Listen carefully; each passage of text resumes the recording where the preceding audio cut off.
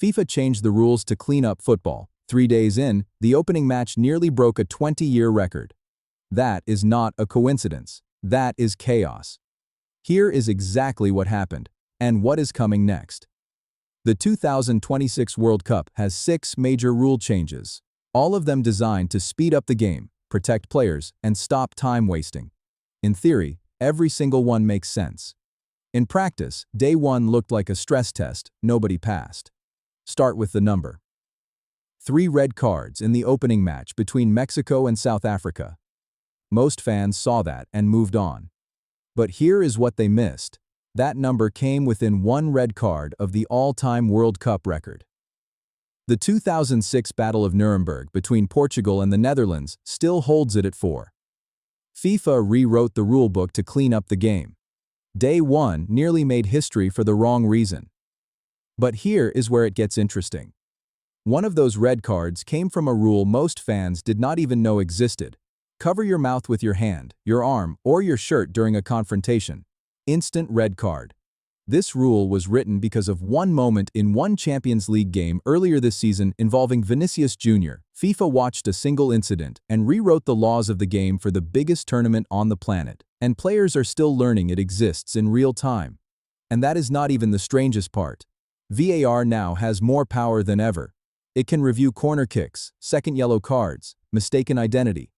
But in the Qatar versus Switzerland match, VAR ruled a penalty onside. And the one graphic that would have ended the argument in 2 seconds never appeared on screen. Not on Fox, not in the UK, not anywhere. FIFA's explanation came 3 hours later. Technical glitch. The evidence exists, they said. It just did not show. After a week of empty seats, border bans, and a referee turned away at the airport, nobody was in the mood to take their word for it. This is where everything changes. The hydration breaks. 3 minutes, twice per match, happening around the 22nd minute of each half. FIFA called it player welfare. What actually happened on day 1, Fox cut to full commercials and American fans missed live action during their first ever home World Cup. Meanwhile on the pitch, coaches immediately turned the breaks into tactical timeouts.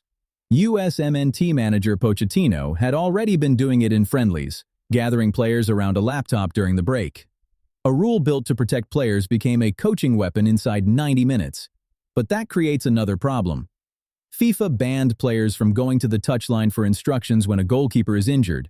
They announced it publicly. They briefed all 48 coaches. And then they admitted there is no punishment for breaking it. It is not a law. It is a suggestion. In a tournament this size, a suggestion is worth nothing.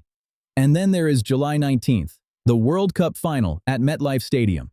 For the first time in history, there will be a Super Bowl-style halftime concert, which means the halftime break could run 30 minutes instead of 15. No World Cup final has ever done this. Nobody knows how players respond coming back cold after double the normal rest. Nobody has tested it at this level. The rules were supposed to fix football. 3 days in, they created more questions than answers. So here is the one worth asking. Which of these rules do you think causes the biggest controversy before this tournament is over? Drop it below. And if you want World Cup coverage that actually explains what is happening while it is happening, subscribe, because this tournament is only getting started.